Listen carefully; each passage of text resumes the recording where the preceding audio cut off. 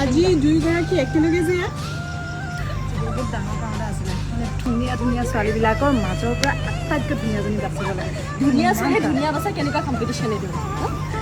বিৰাট বিৰাট টান হৈছিলে বিৰাট ভাল লাগিলে যেতিয়া আপোনালোকক লগ পালোঁ কেইটামান কথা সুধি লওঁ বুলিয়ে ভাবি আছোঁ বহুত দিনৰ পৰা ভাবি আছিলোঁ আপোনালোকক খুব কমেণ্ট কৰে মানুহে আজিলৈকে পোৱা ৱৰ্ষ্ট মানে আটাইতকৈ বেয়া কমেণ্টটো কি পাইছে বাৰু মোৰতো হ'ল মিনিষ্টাৰ ঘৈণীয়েক চব সহজতে পোৱা যায় তোৰ মোৰতো বেয়াটো কি হ'ব এই বেয়াই কিছুমান বেয়াই কৈ দিয়ে ইমানেই বেয়া কৈ দিয়ে কিছুমান মানে মনতে ৰাখিবলৈ মন লগে লগে ডিলিট কৰি দিওঁ আচ্ছা